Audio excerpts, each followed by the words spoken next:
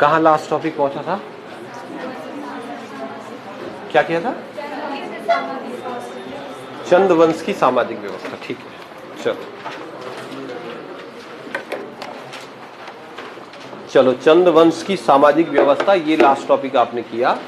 तो लगभग उनका प्रशासन आपने कर दिया है कि चंद वंश में एक तो प्रशासन किस प्रकार का था, और अगर आपने चंद वंश का प्रशासन कर लिया है कि उनके यहाँ पर प्रशासन कैसे होता था, तो आपको पता चल गया ना कि वहाँ पर प्रशासन की सबसे बड़ी इकाई मंडल थी।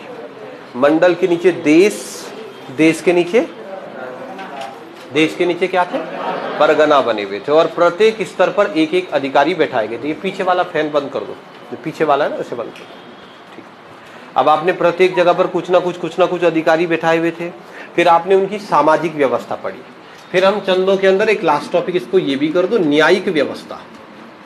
चंद वंश के जो राजा थे या चंद वंश का जो शासन प्रशासन था, वहां पर न्यायिक व्यवस्था कैसे थी, जुडिशियल सिस्टम किस प्रकार का था। ठीक है, चंद वंश में न्यायिक व्यवस्था किस प्रकार की थी, चंद वंश के समय न्यायिक व्यवस्था किस प्रकार की थी। चलो अब न्यायिक व्यवस्था समझना। चंद वंश में देखो, न्याय के मामले में सबसे बड़ा जो अधिकारी था, न्याय का सबसे बड़ा जो अधिकारी था वो तो राजा ही था। भाई फाइनली न्याय कौन करता था? चंद वंश के समय राजा, इससे बड़ा तो कोई था नहीं। तो यही था लास्ट सुप्रीमेसी जिसके पास थी, अंतिम सर्वोच्च सत्ता न्याय की जिस व्यक्ति के पास स्थित थी वो तो राजा ही था। राजा ही न्याय करता था, सबसे महत्वपूर्ण काम तो यही है। लेकिन चंद वंश के राजाओं ने जो अलग बात करी हुई थी वो क्या, कि चंद वंश में एक राजा हुए, सबने नाम सुना हो, सोमचंद। तो चंद वंश का ये जो राजा था सोमचंद, इसने चंद वंश के प्रत्येक गांव में पंचायती राज व्यवस्था, इस व्यवस्था को स्टार्ट करवाया था। पंचायती राज व्यवस्था का मतलब है कि प्रत्येक गांव में एक एक सयाना होता था। आपने लास्ट लेक्चर में किया था ना, सयाना हुआ करते थे, कोटाल थे, प्रधान थे, और इनका काम डिस्ट्रीब्यूटेड था। ये कुछ ना कुछ काम करते रहते थे। तो चंद वंश के राजा सोमचंद ने जब कुमाऊं में पंचायती राज व्यवस्था करवाई, तो उसी समय, बड़े ध्यान से इस प्रश्न को करना, कि उसी समय चंदों की न्यायिक व्यवस्था में चंद वंश के राजाओं ने प्रत्येक पंचायत में, यानी प्रत्येक गांव में एक एक कचहरी बनाई हुई थी। कचहरी जानते? कचहरी मतलब क्या होगा? कोर्ट। तो चंद वंश के राजाओं ने प्रत्येक पंचायत में, हर एक पंचायत में एक एक कचहरी, कचहरी का मतलब होता है कोर्ट, बनाई हुई थी। अब आपको परीक्षा में प्रश्न आए कि चंद वंश के राजाओं के द्वारा पंचायत स्तर पर जो कचहरी या फिर जो कोर्ट बनाई जाती थी पंचायत स्तर पर, मतलब हर गांव में जो पंचायत बनाई जाती थी, उस पंचायत को चंदों में कहा जाता था पंचनवीसी।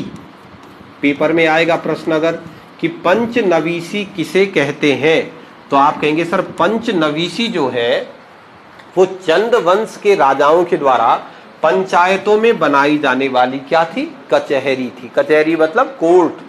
तो हर एक पंचायत में, गांव गांव में जो कचहरी बनाई जाती थी चंदों के द्वारा, चंद राजवंश के समय पंचायतों में जो कचहरियां बनाई जाती थी, उन कचहरियों को किस नाम से जानते थे? पंचनवीसी के नाम से जाना जाता था।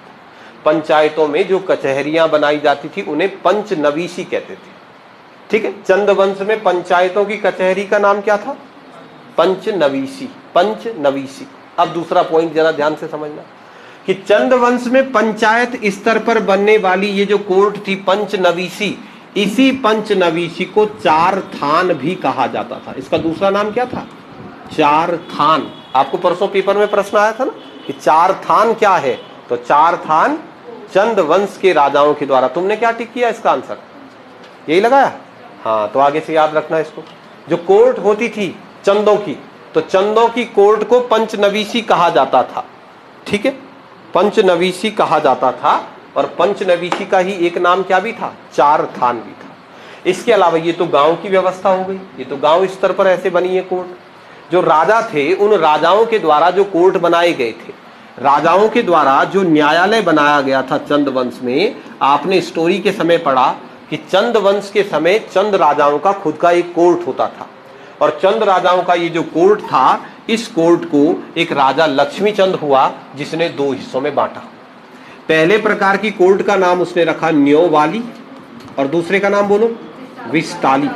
तो न्योवाली तथा विस्टाली नाम की 2 अदालतें चंद वंश के एक राजा, जिसका नाम क्या था, राजा का नाम, हाँ, लक्ष्मीचंद के द्वारा न्योवाली तथा विस्टाली नाम की 2 कचहरियों का निर्माण करवाया गया। न्योवाली किसे कहते थे? न्योवाली आम जनता की अदालत, आम जनता की जो अदालत होती थी उसे कहते थे न्योवाली। और विस्टाली किसे कहा जाता था? विस्टाली सैनिकों की जो अदालत थी। तो जो सैन्य अदालतें हुआ करती थी चंद वंश में, सैन्य अदालतों को कहा जाता था विस्टाली, और जो आम जनता के लिए अदालतें थी उसको कहा जाता था न्योवाली। तो आप एक पॉइंट में चाहे लिख देना,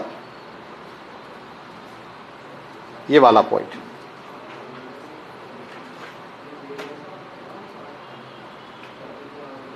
ठीक है, लो जी। चंद वंश के राजाओं की सामाजिक व्यवस्था हो गई, प्रशासनिक व्यवस्था हो गई, और तीसरी व्यवस्था कौन सी बची? न्यायिक व्यवस्था। तो चंद वंश के जो राजा हैं उन राजाओं की न्यायिक व्यवस्था में न्याय का सर्वोच्च अधिकारी राजा, लेकिन फिर भी प्रत्येक पंचायत स्तर पर, गांव की जो पंचायतें हैं उन पंचायत स्तरों पर, वहां पर पंचायती राज के लिए पंचायतें बनाई गई थी, पंचायत कचहरियां बनाई गई थी। चंद वंश में पंचायत कचहरियों को क्या बोलते हैं? पंचनवीसी कहते हैं। पंचनवीसी का ही दूसरा नाम क्या होता है? चार खान भी होता है। और यहाँ पर जो न्यायालय है, यहाँ पर जो कोर्ट है, वो 2 प्रकार के थे, एक को न्योवाली कहते थे और दूसरे को विस्टाली कहा जाता था। ये चंद वंश जो हमने पढ़ा उसका प्रशासन हो गया। अब वापिस स्टोरी पर आते हैं। अभी तक की कहानी में आपको इतनी बातें क्लियर हो गई कि हमारा जो राज्य है उत्तराखंड, इस उत्तराखंड राज्य पर अगर हम मध्यकाल में देखें तो आपको समझ आया कि मध्यकाल में गढ़वाल क्षेत्र पर जो वंश राज कर रहा था उसे क्या बोलते थे? परमार वंश। ये बातें आपको समझ आई ना? अब हम कहानी को वापिस आगे पढ़ते हैं। ठीक है, यहां पर इस क्षेत्र पर परमार वंश के राजाओं का राज होता था। और आपने परमार वंश में पढ़ा कि श्रीनगर इनकी राजधानी थी। और परमार वंश के ये जो राजा थे, इन राजाओं में लास्ट एक राजा हुआ, उसका नाम था प्रद्युमन शाह। ये प्रद्युमन शाह परमार वंश का राजा कब बना भाई? तो 1786 ईस्वी में बना। तो 1786 ईस्वी के बाद परमार वंश का राजा जो है वो प्रद्युमन शाह था। ऐसे ही कुमाऊं के क्षेत्र पर राज करने वाला एक वंश हुआ और उस वंश का नाम था चंद वंश। जब 1786 में गढ़वाल का राजा प्रद्युमन शाह बना, तो इसी समय कुमाऊं के चंद वंश का जो राजा बना ना 1788 में, उसका नाम था महेंद्र चंद। महेंद्र चंद ये चंद वंश का राजा था, 1788 में बना। और गढ़वाल का राजा इसी समय कौन था? प्रद्युमन शाह। पुरानी कहानियों में आप ये बात पढ़ चुके हो कि जिस समय ये सारी कहानियां चल रही थी, उस समय कुमाऊं का एक आदमी जो कि राजा दीपचंद का वजीर था, उसका नाम था हर्षदेव जोशी। कुमाऊं के राजाओं ने इस हर्षदेव जोशी को अपने राज्य से निष्कासित कर दिया, भगा दिया। और जब हर्षदेव जोशी को कुमाऊं के राज्य से भगा दिया गया, तो हर्षदेव जोशी शरण लेने के लिए गढ़वाल के राजा के दरबार में आया। पता है आपको? फिर गढ़वाल का जो राजा था प्रद्युमन शाह, हर्षदेव जोशी इसको परेशान करता, चल आक्रमण करने, चल आक्रमण करने। प्रद्युमन शाह ने कई बार हर्षदेव जोशी की मदद भी करी। वो कई बार उसने अपनी सेना भेजी कि जाओ कुमाऊं पर अटैक करो, उन्होंने कुमाऊं पर आक्रमण भी किया, लेकिन हर बार हर्षदेव जोशी पराजित हो जाता। तो गढ़वाल के राजा प्रद्युमन शाह को एक बार गुस्सा आया और गढ़वाल के राजा ने भी हर्षदेव जोशी को वहां से भगा दिया। अब हर्षदेव जोशी क्या करे? हर्षदेव जोशी मदद मांगने के लिए तराई भाबर में गया, तो उसको पता चला कि तराई भाबर में कौन शासन कर रहे हैं? अंग्रेज। अब यहाँ तो अंग्रेज ही अंग्रेज थे। वो अंग्रेजों से मदद मांगना चाहता था, पर लैंग्वेज बैरियर, कैसे बात करें, उनके साथ संधि कैसे करें? A4 एपिल वाले हैं सबके सब, ये अपना कुमाऊनी आदमी कुमाऊनी भाषा में बात कर रहा है। इसलिए जब उसको अंग्रेजों से मदद नहीं मिली तो वो सीधा पहुंचा बरेली। और बरेली के अंदर एक नवाब था, बरेली का एक राजा था, उसका नाम था मिर्जा मेहंदी अली बेग, वहां का राजा था। उसने बरेली के राजा मिर्जा मेहंदी अली बेग से मदद मांगी कि सर मदद कर दो। पर जो बरेली का राजा था मिर्जा मेहंदी अली बेग, उसने कहा मैं राजा तो हूं पर मेरे पास तो सेना ही नहीं है, सेना तो सारी की सारी इन्हीं के पास है। अंग्रेजों ने सायक संधि लागू कर दी थी। सायक संधि को लागू करने के बाद अंग्रेज क्या कहते थे भारत के राजाओं को कि आप अपनी सेना मत रखो। सायक संधि पढ़ी आपने? अभी आप पढ़ोगे हिस्ट्री, जब आपका चलेगा, पढ़ लिया होगा सायक संधि। जैसे मान लो ये एक राजा है ए और ये एक राजा है बी, अंग्रेज मतलब चालू आदमी। ये इस ए राजा के पास गया बात करने के लिए, व्यापारी था अंग्रेज। अब इसने इस ए राजा को कहा कि सर आपके पास कितनी सेना है? ए ने कहा मेरे पास 1 लाख की सेना है, मतलब 1 लाख सैनिक है मेरे पास। तब ये अंग्रेज कहते थे अच्छा 1 लाख सैनिक है, एक सैनिक की तनख्वाह कितनी? तो मान लो उन्होंने कहा 10,000। तो ये कहते 1 लाख कितनी पड़ रही? तो कई लाख करोड़ों रुपए तनख्वाह है। तो ये कह रहे अच्छा आप प्रत्येक महीने इन सैनिकों को करोड़ों रुपया तनख्वाह देते हो, लड़ाई कितनी होती है तुम्हारी? होती है हर महीने? तो राजा ने कहा ना हर महीने तो नहीं होती, कभी होती 5-7 साल में एक बार। तो अंग्रेज ने कहा है पागल आदमी, इनको करोड़ों रुपया तनख्वाह दे रहे और लड़ाई होगी कभी 10-15 साल में एक बार। ये सारे सैनिकों को हटाओ, जिस दिन आपकी लड़ाई होगी हमें कॉल करना, हम दिहाड़ी पे सैनिक लाएंगे। हम नहीं लेंगे 10,000, हम 300 रुपए लेंगे पर सैनिक। तो जब युद्ध होगा उस समय आप हमको फोन कर देना, और हमको फोन करोगे हम सेना लेकर के आ देंगे। बताओ कितने सैनिक चाहिए? 40,000, 50,000, 1 लाख। तो राजा ने कहा ये भी ठीक है, करोड़ों रुपया क्यों दूं मैं? तो इस राजा ने अंग्रेजों के साथ सहायक संधि कर दी। सहायक संधि का मतलब समझ गए कि राजा अपनी सेना नहीं रखेगा, जब लड़ाई होगी तो अंग्रेज को हाँ भाई ला 50,000 आदमी, और अंग्रेज आएगा 10-12 दिन की लड़ाई और 300-300 रुपए पर डे के हिसाब से। तो राजा ने कहा ठीक है, पर अंग्रेजों ने क्या किया, एक साइन करवा दिया कि हम अपनी सेना तुमको तभी देंगे अगर तुम्हारी खुद की सेना नहीं होगी, शर्त है भाई। तो उसको बोलते हैं सहायक संधि। अब ये राजा मान गया तो इसकी सेना ही नहीं है, फिर इसके पास गए, इसको भी ऐसे ही कह दिया, इसने भी सेना हटा दी, इसने भी सहायक संधि स्वीकार कर दी। अब सुनो तो जिस दिन लड़ाई होगी इन दोनों राजाओं की, ए और बी की, उस दिन ए की तरफ से कौन लड़ रहा और बी की तरफ से? मजा नहीं आ गया इनको। अब अंग्रेज डिसाइड करेगा किसको जिताना किसको हराना, अपने ही तो है। जैसे तुम ही है मान लो अंग्रेज, अब मैंने बोल दिया तुमको कि तुम जाओ इधर टीरी वालों की तरफ, तुम जाओ पौड़ी वालों की तरफ। यही बोल दिया मैंने, ये पौड़ी वालों को हराना, वाह हल्के हल्के लड़ना तुम। अब बस यहाँ तो अंग्रेज ही अंग्रेज थे। तो ये राजा इसीलिए तो राज किया उन्होंने, वो डिसाइड करते थे ये बी को हराते हैं। तो जो बी की साइड वाले अंग्रेज सुधी लगा कोट कोट करने पे, ये भयंकर लड़ रहा, दोनों साइड अंग्रेज थे, बी हार गया, ऐसा करते थे। इसको बोलते थे सहायक संधि। तो जो राजा सहायक संधि स्वीकार कर देता था वो अपनी सेना नहीं रख सकता। तो हर्षदेव जोशी जब बरेली के नवाब मिर्जा मेहंदी अली बेग के पास पहुंचा तो उसने कहा कि मैंने तो सहायक संधि स्वीकार कर दी है, मेरे पास तो सेना ही नहीं है, तेरी मदद करने क्या भेजूं? तो उसने कहा उन्हीं के पास जा।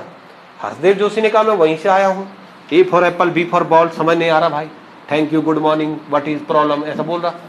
तो इसने कहा वहां तो मैं जा चुका हूँ। तब मिर्जा मेहंदी अली बेग ने उसको कहा कि ठीक है, अगर लैंग्वेज बैरियर है तो आपके पास एक ऑप्शन और है, आप नेपाल चले जाओ। इस समय नेपाल का जो राजा था उसका नाम था रण बहादुर शाह। ये नेपाल का बड़ा प्रतापी टाइप राजा हुआ। इसने लगभग पूरा नेपाल जीत लिया था। नेपाल के अलावा भाई साहब इस आदमी ने, रण बहादुर शाह ने, जो आज का सिक्किम है उसको भी जीत लिया था। अब रण बहादुर शाह का अगला प्लानिंग ये था कि मैं अपना साम्राज्य बढ़ाऊं और इसको जीतूं और इसको जीतूं और इसको जीतूं। जितने में ये प्लान बना ही रहा था उतने में हर्षदेव जोशी ने उसको एक चिट्ठी लिख दी। और हर्षदेव जोशी ने चिट्ठी लिख करके क्या कहा, मेरी मदद करो, आप आओ इस राज्य पर आक्रमण करो और बनो राजा।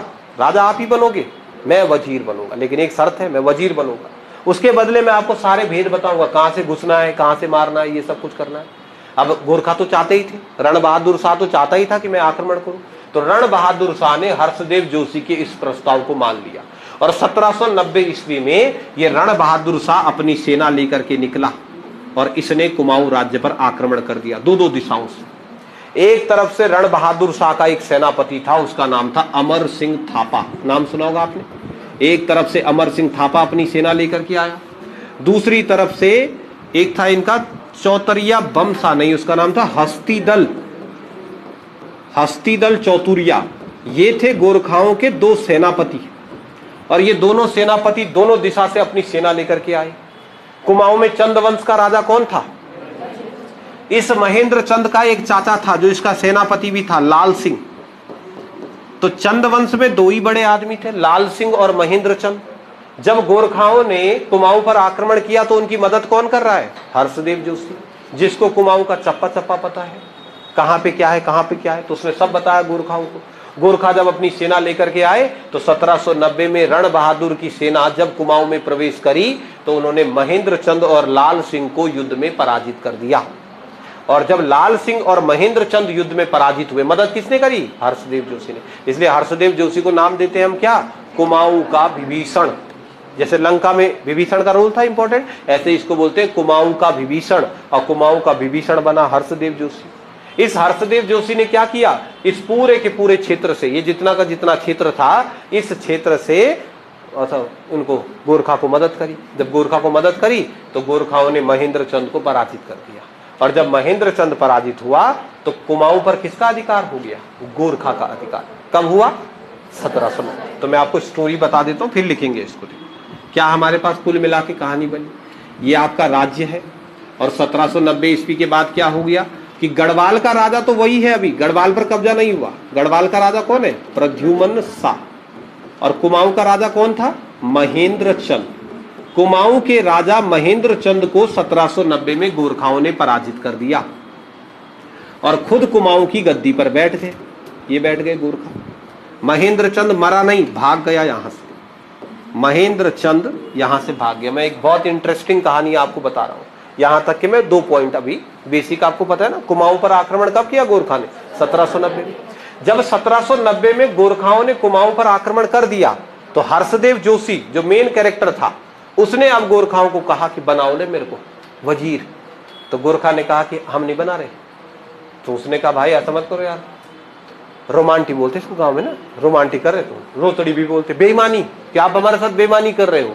तो गोरखाओं ने कहा एक शर्त पर बनाएंगे तुम्हें वजीर, अगर तुम गढ़वाल आक्रमण में भी हमारी सहायता कर दो। तो हर्षदेव जोशी ने कहा ठीक है, गढ़वाल आक्रमण में भी सहायता कर देते हैं। 1791 ईस्वी के अंदर गोरखाओं ने गढ़वाल पर भी अटैक कर दिया, और एक लड़ाई हुई, परमार वंश में पढ़ा था आपने, याद होगा, लंगूरगढ़ का युद्ध।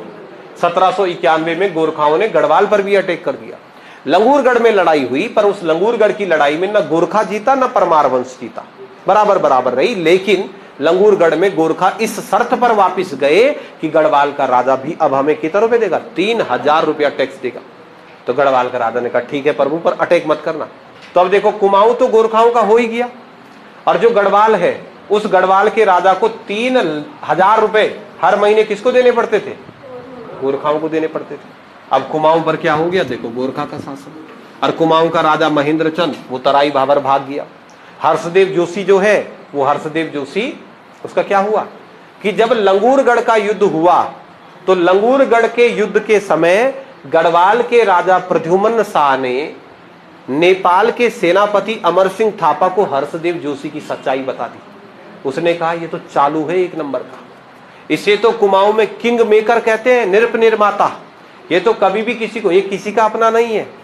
तो अमर सिंह थापा को बहुत गुस्सा आया, और अमर सिंह थापा ने क्या किया, उसने हर्षदेव जोशी को पकड़ा, हाथ पकड़ा और उसको घोड़े में बैठा, खींच के बैठ।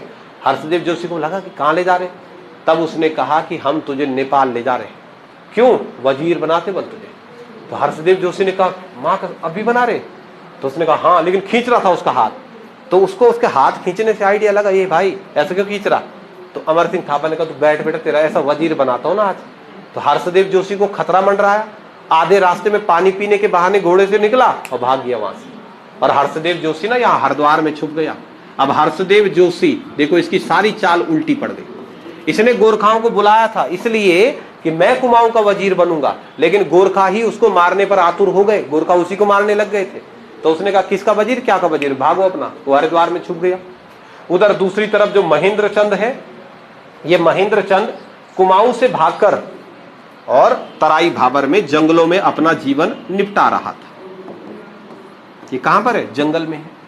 एक दिन क्या हुआ कि जब ये महेंद्र चंद जंगल में ही अपना जीवन निपटा रहा था तो इसी तराई भाबर में एक राजा हुआ, उसका नाम था गुलाम कादिर। एक राजा था, इसका नाम था गुलाम कादिर।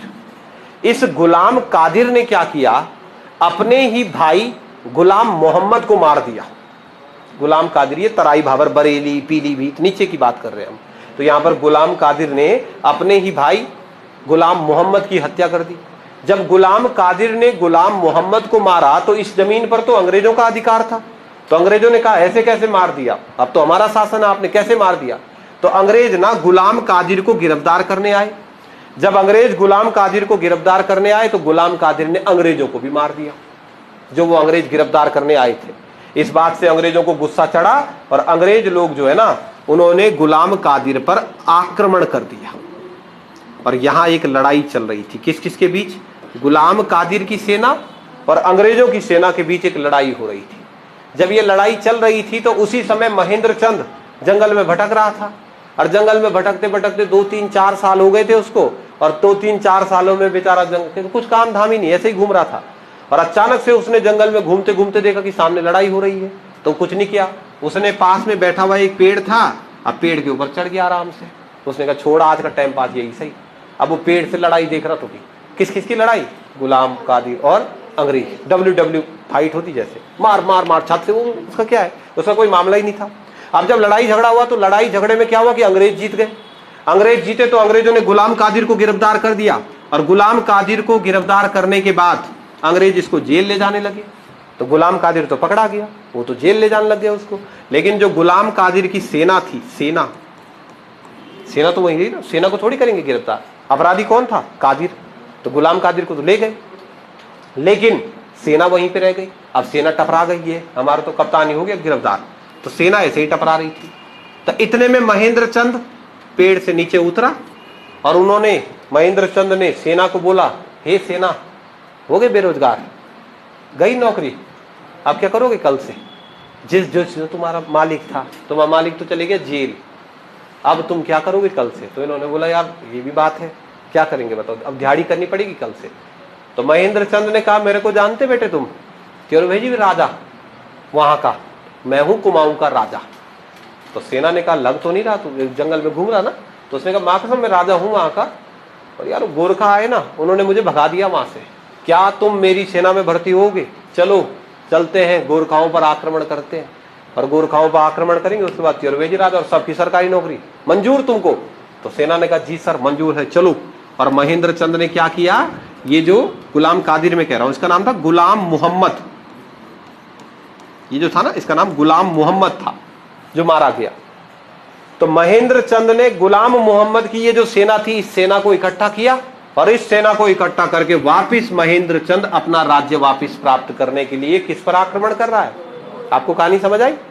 1790 में कुमाऊं पर किसका कब्जा हो गया था? गोरखा का। तो महेंद्र चंद वहां से भाग गया था। तो महेंद्र चंद जंगलों में रहता था। एक दिन जंगल में रहते रहते महेंद्र चंद ने क्या देखा कि गुलाम मोहम्मद और अंग्रेजों की लड़ाई हो रही है। उस लड़ाई में गुलाम मोहम्मद जेल में चले गया, तो गुलाम मोहम्मद की सेना बच गई। तो महेंद्र चंद ने क्या किया, गुलाम मोहम्मद की सेना को इकट्ठा किया और कहा कि चलो मेरे साथ, और वो भी चले गए। अब जब गुलाम मोहम्मद की सेना लेकर के महेंद्र चंद कुमाऊं पर आक्रमण करने के लिए निकला, जब उसने कुमाऊं पर अटैक किया, तो जैसे ही उसने कुमाऊं राज्य पर आक्रमण किया, ये खबर गोरखाओं को भी लग गई। और गोरखा का सेनापति कौन था? तो अमर सिंह थापा ने कहा कौन अटैक कर रहा है? उन्होंने कहा वही कर रहा, महेंद्र बाहुबली महेंद्र चंद। तो अमर सिंह थापा ने कहा चलो हम भी सेना तैयार करते हैं। और अमर सिंह थापा भी अपनी सेना लेकर के आ गया नीचे, यहां पर देखो, और यहां पर लड़ाई होने लगी। लड़ाई कहां पर हो रही है? कुमाऊं राज्य से बाहर, यहां पर लड़ाई होने लगी। कब हुई ये लड़ाई? तो सर 1794 में हुई। और ये जो लड़ाई हुई, इस लड़ाई को कहते हैं किलपुरी का युद्ध। ये जो युद्ध हुआ, इस युद्ध को क्या बोलते हैं? बोलो, किलपुरी का युद्ध किस किस के बीच हुआ? अभी लिखना मैं लिखाऊंगा, पहले समझो तुम कहानी।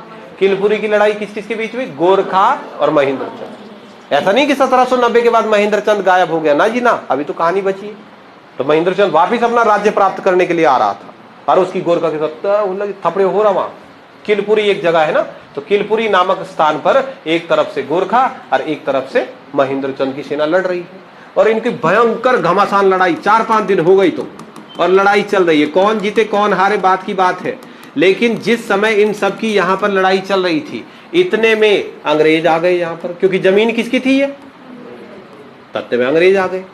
अंग्रेजों का एक अधिकारी था, उसका नाम था मिस्टर चेरी, ऐसे होते ना इनके नाम, मिस्टर चेरी। और मिस्टर चेरी कुछ अंग्रेज सैनिकों के साथ यहाँ पर पहुंचा, और चेरी ने सबको रोक दिया। चेरी अंग्रेज जान रहे तुम, अंग्रेज मतलब जो तोप के साथ आ रहा। इनकी लड़ाई कैसी? डंडा से, पत्थर पुत्थर से ऐसे लड़ रहे। कि मतलब लोग कल ना गांव की लड़ाई तो की, जैसे उसमें लड़ाई हो रही। पंचायत वेब सीरीज देख ली तुमने, निपटा दी उसको? हाँ, तो पंचायत वाली वेब सीरीज में लड़ाई हो रही, तो क्या जा ये बांस का डंडा लेके जा रखा वहां, और जो विधायक वाली टीम है उसके पास टकाटक बंदूक, AK-47 राइफल। और जो एक गांव वाले हैं, किसी ने डंडा उठा रखा, एक ने बांस का लाठा उठा रखा कि मारूंगा बोले उसको। तो ऐसी वाली लड़ाई है ये लोकल। लेकिन ये बीच में अंग्रेज आ गए। अंग्रेज आने का मतलब क्या है? बिल्कुल बंदूक लेके, तोप ताप लेके। तो जब ये लड़ाई लड़ रही थी तो अचानक से मिस्टर चेरी नाम का अंग्रेज वहां पर आया और उसने लड़ने वाले इन सब लोगों को बोला रुको रे रुको, बाद में लड़ना, कौन हो तुम? तो इसने कहा मैं गोरखा। तुम कौन हो? महेंद्र चंद। क्यों लड़ रहे हो? तो महेंद्र चंद ने कहा सर इसने हमारे राज्य की जमीन छीन ली। तो अंग्रेजों ने कहा जमीन छीन ली चाहे कुछ छीन लिया, अपने घर में लड़ो, हमारे घर में क्यों लड़ रही है? जमीन किसकी है? जहां लड़ाई हो रही है वह भूमि किसकी है? वह भूमि अंग्रेजों की है। इसलिए अंग्रेजों ने कहा तुमने हिम्मत कैसे करी हमारे घर में लड़ने की ना? तो अंग्रेजों ने कहा पकड़ो सबको, जितने हैं ये सबको डालो बेटों को जेल में, सबको, चाहे गोरखा हो चाहे कोई हो।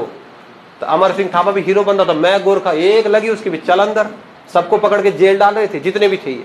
तो इन सब लोगों ने फिर देखा, महेंद्र चंद ने भी, अमर सिंह थापा ने भी, तो उन्होंने अंग्रेजों से कहा चेरी भाई सॉरी यार, उन्होंने इसको सॉरी कह दिया, सॉरी भैया यार हमें नहीं पता था यार, हमने खाली पुंगड़ा देखा लड़ने लग गए, हमें क्या पता तुम्हारा है। तो उसने कहा सॉरी यार। तो उन्होंने कहा सॉरी नहीं, ऐसे नहीं चलता सॉरी से, चलो पकड़ो इनको। इनको सबको पकड़ के ले गए और अब मिस्टर चेरी ने इनको एक टेबल पर बैठाया, अमर सिंह थापा को भी और महेंद्र चंद को भी, और मिस्टर चेरी ने इन दोनों के साथ एक संधि कर दी, उसको बोलते हैं चेरी की संधि। क्या बोला मिस्टर चेरी ने? देखो मिस्टर चेरी ने बोला चलो ठीक है, अगर तुमसे इस बार गलती हुई है तो कोई बात नहीं, आज के बाद बात सुनो, ध्यान से सुनना इस संधि को, जिस दिन इस संधि का उल्लंघन हो जाएगा उस दिन अंग्रेज और गोरखे की लड़ाई शुरू हो जाएगी। ये इंपॉर्टेंट संधि है, मिस्टर चेरी की संधि। चेरी ने कहा सुनो भैया, एक कागज लिया उसने और उसने एक कागज पर लिख दिया स्पष्ट शब्दों में, आज के बाद कुमाऊं गोरखाओं का हुआ। कागज पर लिख दिया कि कुमाऊं किसका है? गोरखा का। ये जो लाइन है ये है बॉर्डर लाइन, गोरखा इस लाइन को क्रॉस नहीं करेंगे, ये दूसरी लाइन लिख दी यहां पर। तीसरा, जो महेंद्र चंद है उसे हम पीलीभीत की जमीन दे देते हैं। तो महेंद्र चंद को कहां का राजा बना दिया? महेंद्र चंद को पीलीभीत की कुछ जमीन दे दी और उसको कहा चल तू निकल, तू पीलीभीत का राजा है, तू भी नहीं जाएगा कुमाऊं आज के बाद। और अंग्रेजों ने 3 पॉइंट कह दिए, पहला कि कुमाऊं किसका हो गया? गोरखा, और महेंद्र चंद आज के बाद पीलीभीत का राजा रहेगा, दूसरी बात, और तीसरी बात कोई भी अपना बॉर्डर क्रॉस नहीं करेगा। और फिर बोला इनको चल साइन कर। तो अमर सिंह थापा साइन होगी, वो उसका भी महेंद्र चंद साइन होने का मतलब क्या है? इस बात को मानना है आपको। और संधि पूरी हुई, 1794 में एक संधि हुई, उसको बोलते हैं चेरी की संधि। तो चेरी संधि के तहत अब अंग्रेजों ने भी ऑफिशियली कुमाऊं की जमीन किसको दे दी?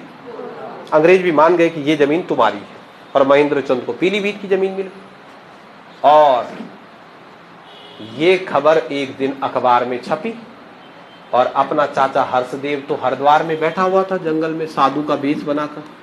हर्षदेव जोशी एक दिन मार्केट गया चुपके चुपके कि गोरखाना देख ले मुझे, और मार्केट से लाया पकौड़ी।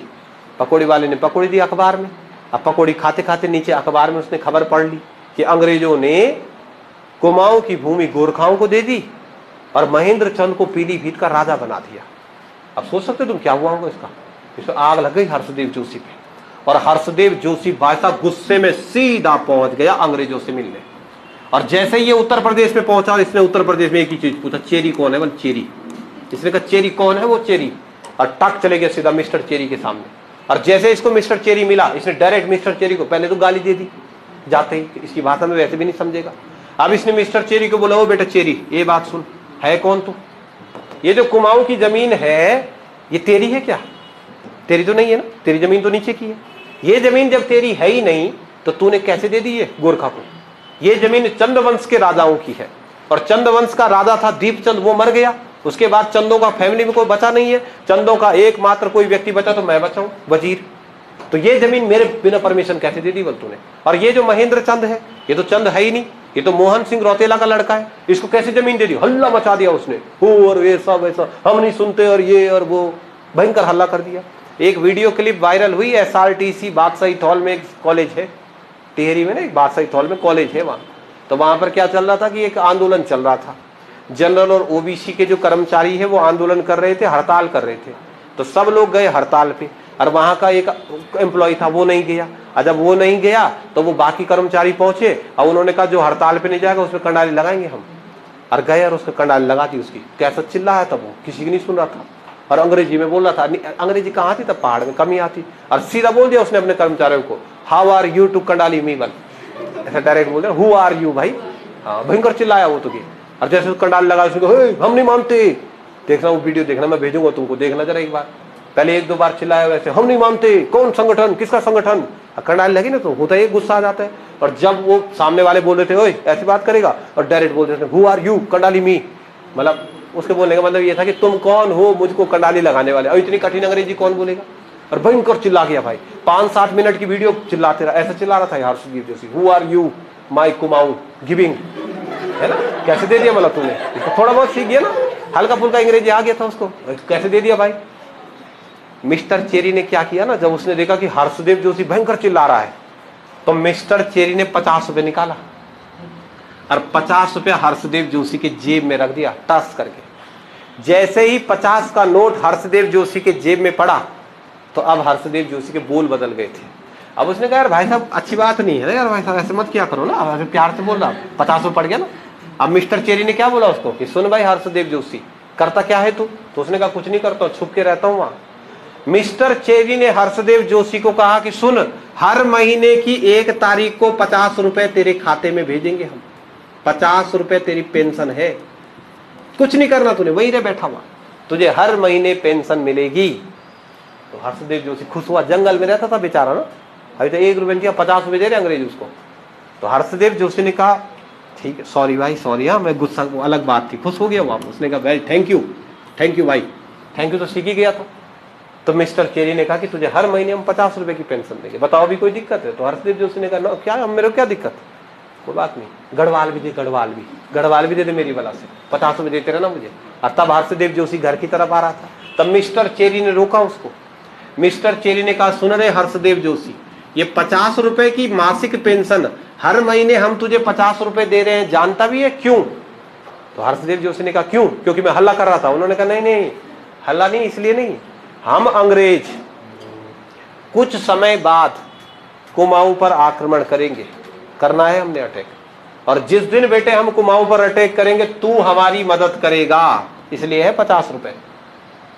हर्षदेव ने कहा बेटा असली चाणक्य तो तुम हो, कि मेरे को बोलते कुमाऊं का चाणक्य, तुम वहां अटैक करोगे, और अभी से कब करोगे बोलो। उसने कहा अभी समय आने पर करेंगे, लेकिन हम पक्का है कि हम कुमाऊं पर आक्रमण करेंगे। जिस दिन हम कुमाऊं पर अटैक करेंगे, हम वहां के लोकल आदमी को नहीं जानते, हमने गोरखाओं को मारना है कभी ना कभी। जिस दिन हम गोरखा के खिलाफ लड़ेंगे तू हमारी मदद करेगा। तो हर्षदेव जोशी ने कहा यस करूंगा। तो चेरी ने कहा तेरे पे भरोसा कैसे करें, तुझे तो विभीषण भी कहते हैं। तो हर्षदेव जोशी ने कहा अपनी मरी माँ की कसम बन, कसम खा रहा है यहाँ पे। अंग्रेज ने कहा यहाँ नहीं चलती मरी माँ की कसम। एक संधि करी, एक कागज पे लिखवा दिया, मैं हर्षदेव जोशी शपथ लेता हूं जिस दिन अंग्रेज हम पर आक्रमण करेंगे उस दिन मैं अंग्रेजों की सहायता करूंगा। इस शर्त पर उसको कितने रुपए पेंशन मिली। और बाकी अंग्रेजों ने कहा बाकी आप पॉलिटिक्स में इंटरफेयर मत करना, अब चुपचाप बैठ जा, अब तूने हरिद्वार में कोई हिलडुल नहीं करना, अपना बैठा रहे वहां पर, कुछ भी टेंशन करने की जरूरत नहीं है। तो हर्षदेव जोशी ने कहा कैसी बात कर रहे, बस वो चुपचाप बैठ गया। नेपाल का राजा कौन था। एक दिन नेपाल में, नेपाल के अंदर जो थापा दल था, थापा लोग जो थे, थापा दल के लोगों ने रण बहादुर शाह को ही नेपाल से भगा दिया। रण बहादुर शाह को राजा की गद्दी से निकाल दिया और उसको भगा दिया, और रण बहादुर शाह की जगह पर उसके बेटे गिरवाण युद्ध विक्रम शाह को राजा बना दिया। ये कहानी 1796 की है। तो 1796 में क्या हुआ, जो नेपाल का राजा था जिसने गढ़वाल को जीता था उसी को भगा दिया, और वहां राजा कौन बन गया, विक्रम शाह। रण बहादुर शाह कहता रहा कि भाई मत भगाओ मेरे को, लेकिन उसको जबरदस्ती भाग यहां से, और रण बहादुर शाह को ही राज्य से निष्कासित कर दिया। अब रण बहादुर शाह अपना राज्य वापिस कैसे प्राप्त करे, टेंशन थी उसके सामने। तो रण बहादुर शाह ने क्या किया, उसने सोचा कि यार कौन है जो मुझे मेरा राज्य वापिस दिला सकता है। तो उसे नाम ध्यान आया कि एक ही है जो राज्य वापिस दिला सकता है, कौन।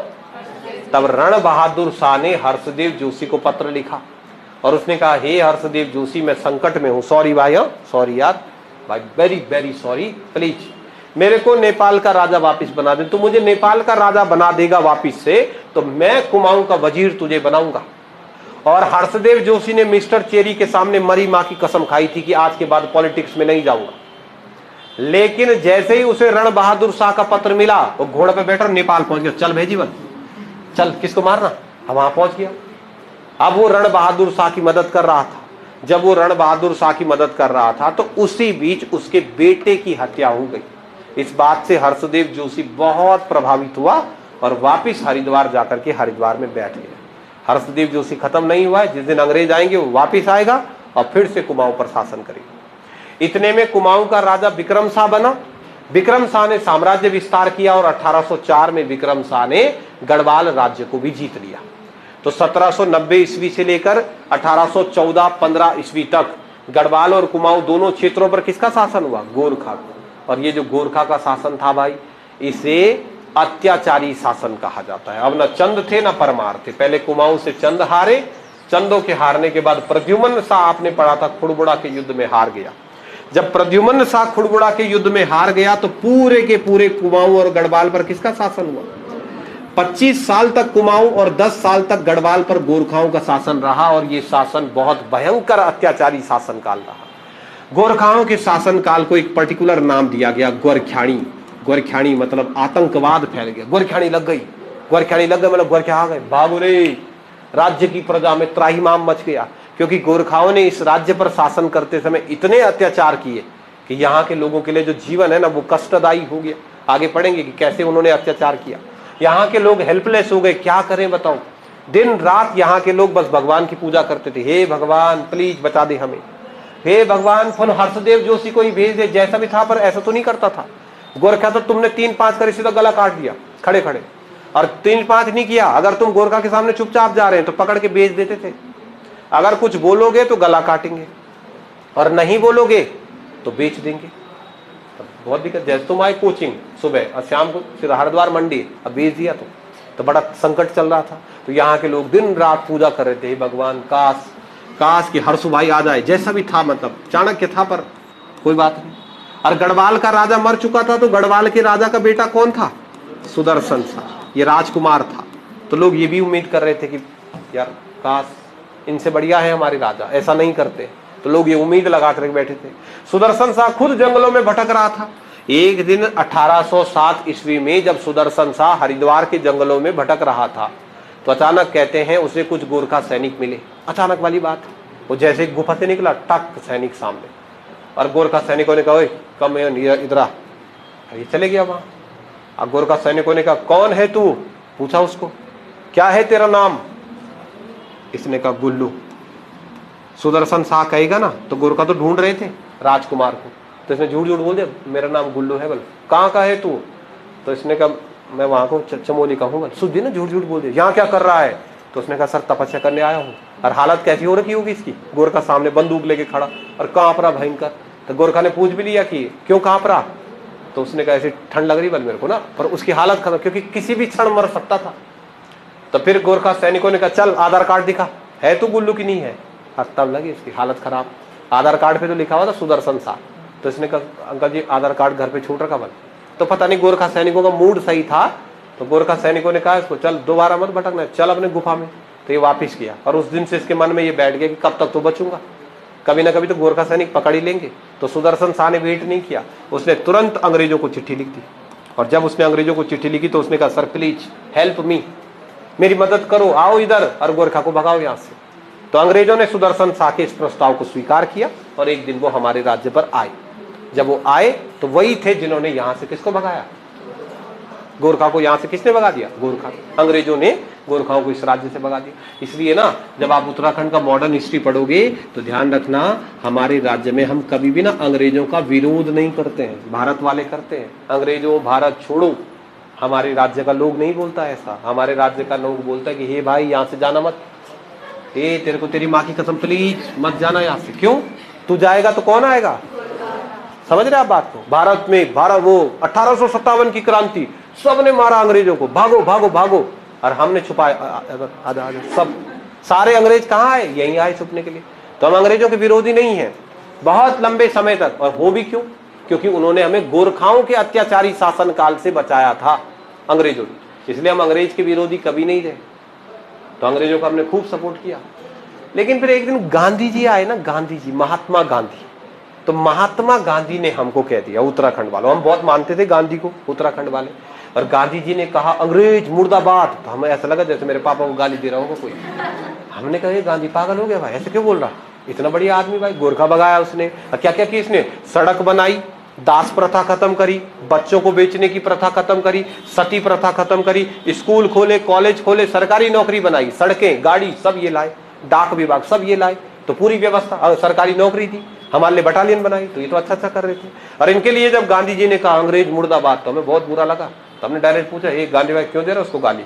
तो गांधी ने कहा ऐसा है, ये जो अंग्रेज है ना ये अच्छे लोग नहीं है। तो हमने कहा नहीं यार अंकल जी ऐसा थोड़ी है, बहुत अच्छे हैं यार भाई, इन्होंने गोरखा भगाए थे। तो फिर गांधी जी ने यहाँ बताया कि सुनो इन्होंने बंगाल में ऐसा किया, बिहार में ऐसा किया, उधर ऐसा किया। तो हमारा वाजिब क्वेश्चन था, हमने कहा यार यहाँ तो नहीं किया ना, जहाँ किया वहां के लोग विरोध करो इनका। तो गांधी ने कहा ऐसा नहीं होता है, एक होता है देश। तब सुना हमने पहली बार क्या होता देश। तो इन्होंने कहा एक देश है भारत, जानते तुम भारत? तो यहाँ जैसे गांव में रहोगा किसी का नाम भारत, तो कह रहे थे हाँ गुल्लू का चाचा है बल भारत। उन्होंने कहा अरे भारत इंडिया ये हमारा देश है। तब लगा इनको पता अच्छा देश है, कहाँ है? तो उसने कहा सब है, तुम भी वही तो है भारत। तो इन्होंने कहा इसको आजाद करवाना है अंग्रेजों से, लड़ना है, सबको लड़ना पड़ेगा। तो जब गांधी जी यहाँ आया तो गांधी क्या लेके आया? राष्ट्र प्रेम, देश के प्रति प्रेम। तो गांधी जी था पहला आदमी, भारत माता की। तो तब बोला इन्होंने भारत, अच्छा जय भारत माता। कौन भारत? तो इन्होंने कहा ये है हमारी माँ है भारत। तो इन्होंने कहा अच्छा, और हम तो घर वाले में उसको समझ, घर में खाना खुना बना रही। तो उसने कहा वो भी है पर मातृभूमि ये है हमारी। तो इस विचारधारा को क्या बोलते हैं? राष्ट्रवाद। तब गांधी जी जब ये विचारधारा लाया ना, तब हमने, क्योंकि शरीफ लोग थे पहाड़ों के, तब हमने गांधी जी को कसम खा दी, गांधी जी माँ की कसम गांधी जी अब देख तू। और उसके बाद जहां हमको अंग्रेज दिख रहा भाग यहाँ से। उसके बाद जो आंदोलन चला ना भारत छोड़ो, हमने भी हल्ला किया। अंग्रेजों ने कई बार पूछा ओ हमारा विरोध क्यों कर रहे हो? हमने कहा 3-5 नहीं, भागो यहाँ से बस। गांधी ने कहा है भागो तो भागो बस, हमें भारत आजाद करना है। तो एक बात की कहानी है कि जब हम अंग्रेजों का विरोध करते हैं, ठीक है। तो मैं ये पॉइंट लिख रहा हूं जो हमने आज की क्लास में पढ़े। सबसे पहले क्या क्या कहानियां होगी, ठीक है। सबसे पहले 1790 में गोरखा ने कहां पर अटैक किया? कुमाऊं पर आक्रमण किया, कुमाऊं पर अटैक किया, ठीक है। यहां एक लड़ाई भी होती है, हवाला बाग का युद्ध, चलो लिख देते हैं उसको भी। ये लो, कुमाऊं पर आक्रमण किया। मैं नीचे से लिख रहा हूं हवाला बाग के युद्ध में, हवाला बाग अल्मोड़ा में, हवाला बाग के युद्ध में गोरखाओं ने क्या किया? हवाला बाग के युद्ध में महेंद्र चंद को पराजित किया। महेंद्र चंद को गोरखाओं ने पराजित किया। आए कैसे ये पढ़ा है हमने, हाँ पराजित लिख दिया मैंने, पराजित, पराजित किया। फिर 1791 में 1791 में गोरखा ने कहां अटैक किया? बोलो तो, बोलो कहां अटैक किया? गढ़वाल पर अटैक किया, गढ़वाल पर आक्रमण किया। क्या था युद्ध का नाम? लंगूरगढ़ का युद्ध हुआ, लंगूरगढ़ का युद्ध हुआ। पर इसका कोई विशेष रिजल्ट नहीं आया, हाँ इसमें मतलब कोई पर्टिकुलर नहीं है जो जीता या हारा होगा। 1791 1794 में गोरखा और महेंद्र चंद के बीच एक युद्ध हुआ, याद आया आपको? किलपुरी, वेरी गुड, किलपुरी का युद्ध कहते हैं उससे, किलपुरी का युद्ध। किलपुरी युद्ध जब हो रहा था तो कौन सा अंग्रेज अधिकारी आया? चेरी। और जब चेरी नाम का अधिकारी आया तो 1794 में चेरी ने एक संधि करी जिसको बोलते चेरी संधि। और क्या डिसाइड हुआ चेरी संधि में? चेरी संधि में डिसाइड हुआ कि कुमाऊं किसका है? गोरखा का। अंग्रेज किस दिन लड़ेगा गोरखा से? जिस दिन गोरखा चेरी संधि का उल्लंघन कर देगा, जिस दिन वो कुमाऊं छोड़ के नीचे आ जाएगा। उसके लिए बोला था ना कुमाऊं तेरा है, इससे बाहर नहीं आना। और पीलीभीत का प्रशासक किसे बना दिया? पीलीभीत का प्रशासक महेंद्र चंद को बना दिया, महेंद्र चंद को पीलीभीत का प्रशासक बना दिया। इस बात से कौन गुस्सा हुआ था इस संधि से? हर्षदेव जोशी। जब हर्षदेव जोशी गुस्सा हुआ तो उसके लिए क्या कर दिया? उसको खुश करने के लिए हर्षदेव जोशी की 50 रुपया मासिक पेंशन, महीने की पेंशन निर्धारित कर दी। महीने की पेंशन लगा दी उसकी कि 50 रुपए आपको महीने की पेंशन देगी। जब उसकी 50 रुपए मासिक पेंशन निर्धारित हुई तब 1804 में गोरखा आगे आए और इन्होंने गढ़वाल पर भी अधिकार कर दिया। आपने पढ़ा था ना, गढ़वाल राज्य पर भी गोरखाओं का अधिकार हो गया। 1804 में गोरखाओं ने गढ़वाल राज्य को भी जीत लिया और गढ़वाल पर भी उनका अधिकार हो गया। ये इनके आने की कहानी है। इस तरीके से धीरे धीरे करके गोरखा हमारे राज्य के अंदर आए, ठीक है, एंटर किए। गोरखा हमारे राज्य के अंदर एंटर ऐसे करे। अब शासन कैसे चलाते थे, ठीक है, इनका एडमिनिस्ट्रेशन कैसा था, किस प्रकार से इन्होंने शासन चलाया, तो उसके लिए आप टॉपिक डालो गोरखाओं का प्रशासन, कैसे गोरखा ने हमारे राज्य का प्रशासन चलाया। ये तो आने की कहानी है कि इस तरीके से आए। 1790 में कहाँ आ गए थे, कुमाऊं, और 1804 में कहाँ गए थे, गढ़वाल। तो कुमाऊं और गढ़वाल दोनों पर अधिकार कर दिया। जब गढ़वाल और कुमाऊं दोनों पर अधिकार हो गया तो अब शासन चलाएंगे। तो शासन कैसे चलाते थे, तो उसके लिए टॉपिक डालो गोरखाओं का प्रशासन। ठीक है, गोरखाओं ने किस प्रकार से हमारे राज्य के अंदर प्रशासन चलाया, प्रशासन किस प्रकार से चलाया। अब गोरखा का प्रशासन एक बार समझो आप। देखो, जब गोरखा हमारे राज्य के अंदर एंटर किए तो हमारे राज्य में एंटर होने के बाद उन्होंने इस राज्य का प्रशासन कैसे चलाया, यानी हमको पढ़ना है गोरखा का प्रशासन। बताओ, जिस समय गोरखा ने हमारे राज्य पर आक्रमण किया उस समय नेपाल का राजा कौन था, वेरी गुड, नेपाल का राजा था रण बहादुर शाह। ये नेपाल का राजा था, एंट्री के समय की बात कर रहे हैं हम, ठीक है। रण बहादुर शाह कहां का राजा था, नेपाल का राजा था। कहां रहता था, नेपाल में ही रहता। क्या ये गढ़वाल और कुमाऊं भी आता था ना, इसने कहा ठीक है हमने गढ़वाल कुमाऊं जीत लिया पर मैं थोड़ी जाऊंगा वहां, तो ये राजा ना वहीं रहता था, ये यहां नहीं आता था। इस राजा रण बहादुर शाह ने क्या किया, ये नेपाल से एक आदमी को भेजता था हर साल, कभी कभी 2-3 साल के लिए। ये नेपाल से एक आदमी को भेजता था कि जाओ और तुम कुमाऊं का शासन चलाओ। नेपाल का राजा नहीं रहता था उत्तराखंड में, वो तो नेपाल में ही रहता था। वो वहां से एक आदमी को भेजता था, एक आदमी को पर्टिकुलर डिसाइड करके भेजता था कि तुम जाओ और तुम वहां के राजा बनेंगे। तो वो एक पर्टिकुलर आदमी जिसे नेपाल दरबार की तरफ से कुमाऊं में भेजा जाता था और जिसे कुमाऊं का प्रशासन संभालना था, उसे कहते थे सुब्बा।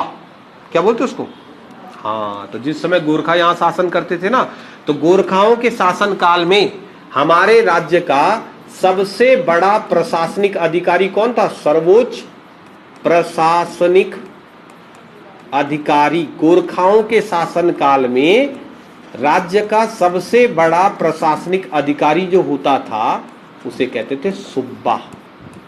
वैसे तो नेपाल में तो सबसे बड़ा कौन था, राजा, लेकिन उत्तराखंड में उन दिनों सबसे बड़ा कौन था, सुब्बा। इससे ऊपर कोई नहीं था। तो फाइनल डिसीजन कौन लेता था, सुब्बा भाई लेता था, ठीक है, सुब्बा। ये याद रखना, जब गोरखा हमारे राज्य में शासन कर रहे थे तो नेपाल की तरफ से हर एक साल में एक सुब्बा भेजा जाता था और ये हमारे राज्य का सबसे बड़ा प्रशासनिक अधिकारी होता था। अब नेपाल दरबार की तरफ से, नेपाल की तरफ से जो सबसे पहला सुब्बा भेजा गया, कुमाऊं का जो पहला सुब्बा था उसका नाम था जोगमल्ल शाह। कौन था कुमाऊं का पहला सुब्बा, जोगमल्ल शाह। 1791 से 1792 तक। ये देखो, मैंने कहा गोरखा का शासन कैसा होता है, अत्याचारी होता है। तो पहला सूबा बना जोगमल्ल शाह। नेपाल दरबार की तरफ से पहला सूबा जोगमल्ल शाह को बनाया गया। और जोगमल्ल शाह सूबा कब बना, 1791 से 92 तक। क्या किया जोगमल्ल शाह ने, सबसे पहले यहां आते ही उसने पहला काम क्या करवाया, गोरखा शासन काल का प्रथम भूमि बंदोबस्त करवा दिया। सबसे पहले उसने यहां आकर के भूमि बंदोबस्त करवा दिया। भूमि बंदोबस्त का मतलब क्या होता है, लैंड सेटलमेंट। लैंड सेटलमेंट मतलब जमीन के जो विवाद है उनको सही करो। तो जैसे ही वो यहां आया तो सबके पास अपनी अपनी जमीन थी। मान लो तुम उत्तराखंड के हो और तुम्हारा भाई है जोगमल्ल शाह, और तुम्हारे पास अपनी अपनी अपनी अपनी जमीन है। लेकिन जैसे ही मैं यहाँ आया तो अब मैंने क्या किया, तुम्हारी जमीन दे दी, इनको दे दी, इनकी ले ली, जो मर्जी अपनी मर्जी। जो गोरखा के खास आदमी थे उनको ज्यादा ज्यादा ज्यादा ज्यादा जमीन दे दी, और जो गोरखा के खास आदमी नहीं थे उनकी जमीनें छीन ली। तो क्या कर दिया उसने, सबसे पहले भूमि बंदोबस्त। तो गोरखा शासन काल में पहला भूमि बंदोबस्त किसने कराया, चलो ये कोई बात नहीं है, राजा का काम है बंदोबस्त करवाना। जमीन राजा की होती है ना, तो वो जमीन राजा डिसाइड करेगा कौन जमीन किसकी, इसमें दिक्कत नहीं है। पहला भूमि बंदोबस्त हुआ। दिक्कत किसमें है, खतरनाक, कि जब ये यहाँ आया तो यहाँ आकर के तुम बताओ, जितने भी लड़का है या लड़की है, अपने शरीर के अंदर ऐसी कौन सी चीज है जिससे तुम्हें सबसे ज्यादा प्यार है, सबको प्यार होता है जिस चीज से, वो है बाल। बाल है ना, बाल का ध्यान रखते नहीं, ब्यूटी पार्लर में जाओ 5-6 हजार रुपये फालतू के लग जाते हैं ना। अब बाल कितने प्यारे हैं तो फिर। और जब वो आए यहाँ पर नेपाल दरबार से। और नेपाल के अंदर ना फौजी शासन चलता है, तो नेपाल के अंदर क्या होता है, वहाँ बाल ऐसा कटाना पड़ता है साइड साइड से, बिल्कुल फौजी वाला कटिंग रखते हैं। यहाँ पर नहीं रखते उत्तराखंड में। एक बार ना मैं 12वीं में था, और तुम्हारे भाई का एनडीए का एक पेपर होता है, एनडीए, तो उसमें 2 पेपर होते थे, अभी तो मुझे पता नहीं। तो मैं गांव से आया देहरादून एनडीए का एग्जाम देने। फर्स्ट पेपर देने के बाद मेरा बहुत अच्छा पेपर हुआ था, और शायद हो सकता था कि मैं एनडीए में सेलेक्ट हो भी जाता। उसमें कुछ आर्मी उर्मी का होता ना कुछ, हाँ मतलब ठीक ठाक होता है एनडीए। तो एक मेरा पहला पेपर बहुत मजेदार हुआ। दूसरा पेपर होने से पहले इंटरवल होता था वहाँ। जब इंटरवल हुआ तो इंटरवल में मेरे को मेरा एक दोस्त मिला, राधा कृष्ण नाम था, वो लड़का था पर राधा कृष्ण था उसका नाम। वो राधा कृष्ण अब दिखता नहीं कहीं, फोन भी नहीं उठाता मेरा, वही था मेरे को जीवन में बर्बाद करने वाला। इंटरवल में मिला हूँ, वो अपने भाई के साथ आ रखा था, उसका तो पेपर ही नहीं था। अब राधा कृष्ण और मैं मिले तो ऐसे ही डिस्कशन हो गया। तो उसने मेरे को ऐसे ही बोल दिया मजाक मजाक, ए तूने भी भर रखा वाली ये फॉर्म। अच्छा क्या था मेरा गेटअप क्या था, जब 12वीं क्लास में हम पढ़ते थे ना, तो उस समय हमारी सबसे फेवरेट पिक्चर थी तेरे नाम, सलमान खान की पिक्चर देख रहे थे तुमने। तो तेरे नाम में सलमान खान के ऐसे बीच की मांग रहती थी। तो मैं लाऊंगा कभी अपनी पुरानी फोटो, तुम्हारे भाई को तेरे नाम वाले बाल रखेगी। 12वीं हो गया था, स्कूल में टीचर मारता था, मार खाते कोई बात नहीं, मार ले भाई टीचर, बाल नहीं कटाएंगे भाई। तो ऐसे तेरे नाम वाले बीच की सियूंद गाड़ के टकाटक, कम से कम नहीं भी तो 1 पाव तेल लगता था पहले बाल में, कच्चे पक्के रहता ना। और तब जैसे बाइक में जा रहे फुर उड़ रहे बार, वाह हीरो वाला था वो। और पहले पेपर के बाद उसने क्या बोल दिया राधा कृष्ण ने, अभी तूने क्यों मारा बाल। मैंने कहा क्या हुआ, तो उसने कहा तेरे को पता है भी एनडीए में क्या होता है, बाल कटाते बल चपट यहाँ किनारे किनारे से। मैंने कहा चल झूठ बोला। उसने कहा माँ की कसम। और उस जमाना फोन फान वाला दौर भी नहीं था, और थोड़ी देर में उसने मुझे विश्वास में ले लिया। तो मैंने कहा तूने क्यों नहीं भरा, तो उसने कहा इसीलिए तो नहीं भरा। उसके भी थे वही तेरे नाम वाले, सेम टू सेम, मेरे बिल्कुल बीच में रहते, उसके यहाँ किनारे से होते थे, ऐसे ऐसे वाले भी था, उससे शौक था ना। तो उसने कहा इसलिए तो नहीं भरा मैंने। तो मैंने कहा तू क्या करता है, तो उसने कहा मैं तो पॉलिटेक्निक करता हूँ। पॉलिटेक्निक होता ना एक डिप्लोमा कोर्स। तो मैंने कहा मैं भी वही करूंगा यार, उसमें तो नहीं कटाते। उसने कहा उसमें कोई दिक्कत नहीं, उसमें तो चुटिया बांध दे पीछे। और वहीं से मैं दूसरा पेपर छोड़ के सीधा लगा बाट, उसी कमरे पे गया, राजमार भात खाए टकाटक, और दूसरा पेपर ही नहीं दिया। तो प्रेम होता है बालों से ना, बाल से व्यक्ति को जनरली प्रेम होता है। जब गोरखा यहाँ आए तो उन्होंने देखा सबने बाल बना रखे हैं, सबके टकाटक बाल। तो जोगमल्ल शाह ने कहा सुनो रे, जिसके बाल हैं 10-10 रुपए निकालो, मुंड पे कर दो बल हमें। तो एक नया कर लागू कर दिया, जिसके बाल है। उस जमाने का 10 रुपए समझ रहे, आज का 1000 रुपए। मतलब जैसे मैं बोल दूं तुम्हें लाओ 1000 रुपए, क्यों अंकिता बाल हैं तुम्हारे। तुमने कहा सर मैं नहीं दे रही, तो जो नहीं देगा उसे टकला करेंगे। फिर लड़का हो या लड़की, अगर मुंड है, मुंड मतलब बाल है, तो कर लगेगा। तो हमने कह रहे ऐसा राजा पहली बार देखा, मैं पागल है क्या भाई, मुंड है तो उस पर कर लगेगा।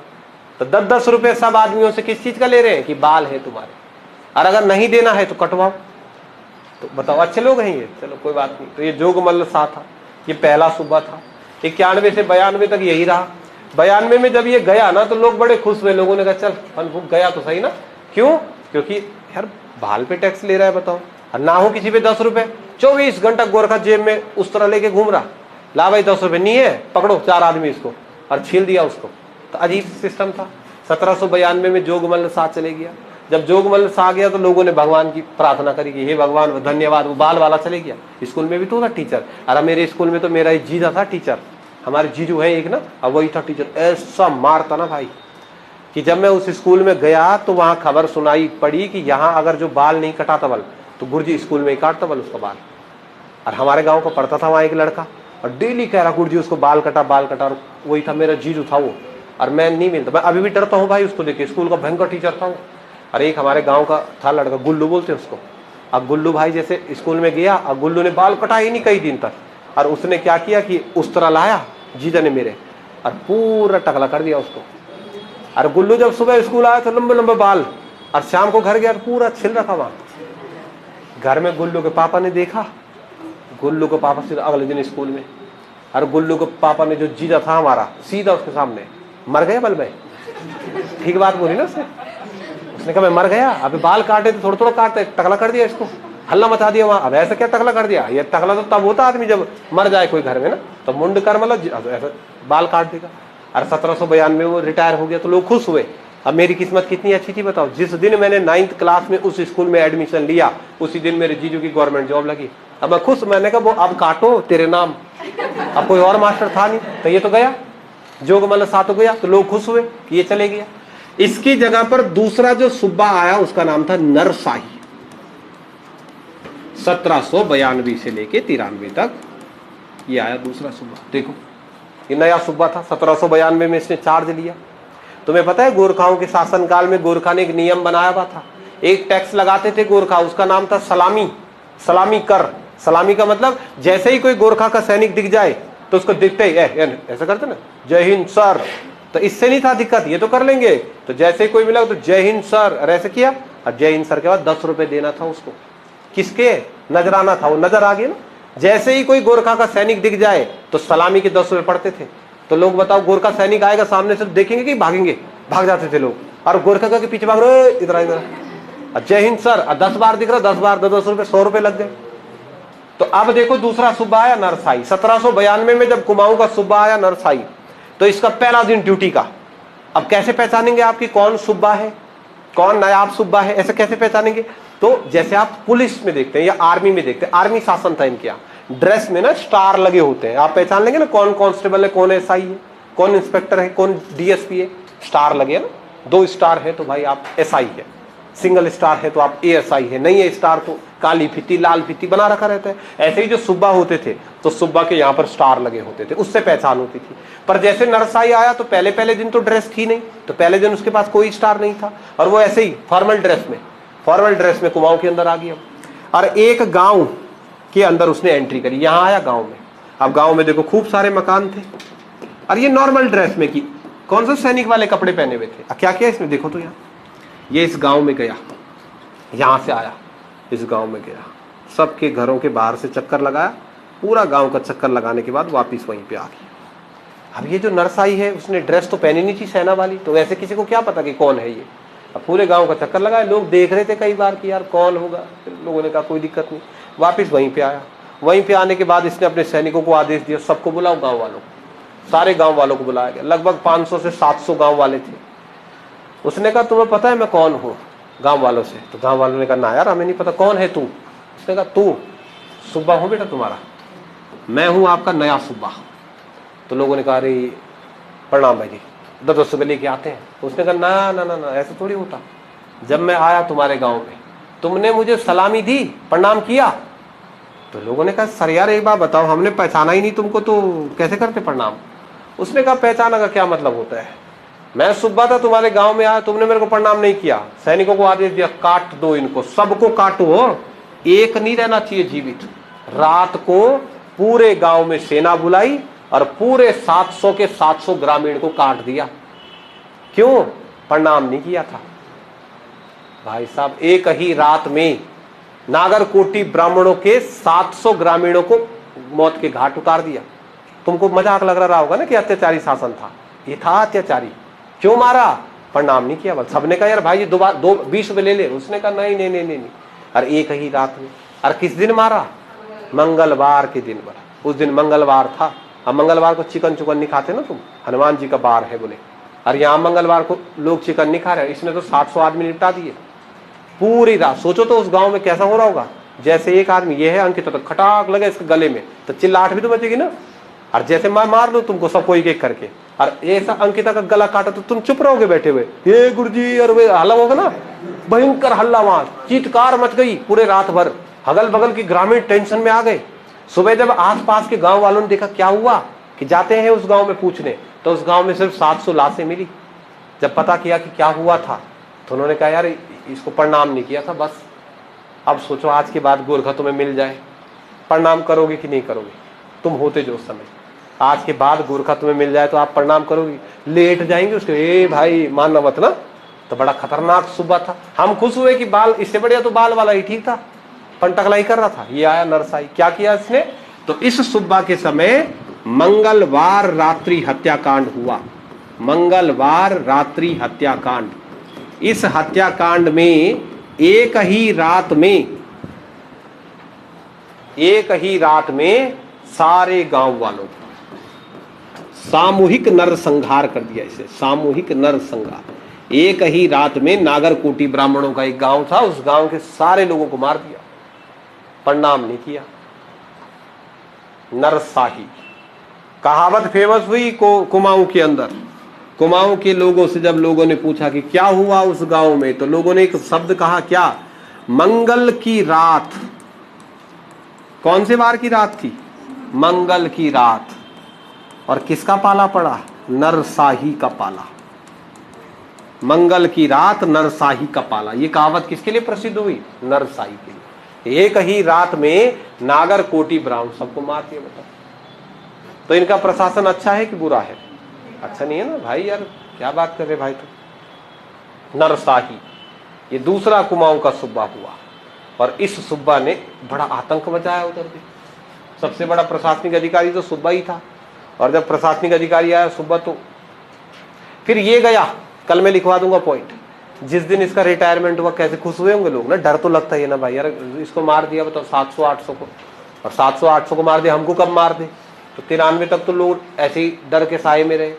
फिर ये जिस दिन गया तो हम बड़े खुश हुए, और तब एक सूबा आया, उसका नाम था अजब सिंह थापा। अब इसको बाद में लिखना पर समझ लो। जैसे ही आया तो हमने कहा हे भगवान, धन्यवाद मेरे भगवान की, मतलब ये चले गया तो सीधा मार रहा, इससे बढ़िया तो बाल ही वाला था। तो ये आया अजब सिंह थापा। जब 1793 में ये सूबा बना, तो सूबा बनते ही इसने कुमाऊं के सारे ग्राम प्रधानों की मीटिंग बुला दी, और कहते हैं उस समय कुमाऊं में 1500 गांव थे। तो अगर 1500 गांव हैं तो प्रधान भी कितने होंगे? तो इसने 1500 ग्राम प्रधानों को, प्रधान लोगों को बुलाया एक कमरे में, और 1500 ग्राम प्रधानों के साथ उसने मीटिंग करी। जैसे ये है पूरा का पूरा, मान लो तुम सब प्रधान हैं 1500, और मैं हूं अजब सिंह थापा। उसने कहा सभी प्रधानों को, हे प्रधानों, तुम जितना टैक्स लगाते हो अपनी प्रजा पर, आज और इसी वक्त से टैक्स डबल कर दो। अब आप जैसे 10 रुपए टैक्स है किसी का, 20 रुपए कर दो, 20 है तो 40 कर दो। तो प्रधानों ने कहा सर एकदम से कैसे करें, इंफॉर्मेशन भी नहीं दी है, अजीब हो जाएगा ना। जैसे कल तुम फीस जमा करने आओ और डबल ले लो तुमसे, तो दिक्कत किसको की? लेने वाले को। तो दिक्कत किसको की? प्रधान को।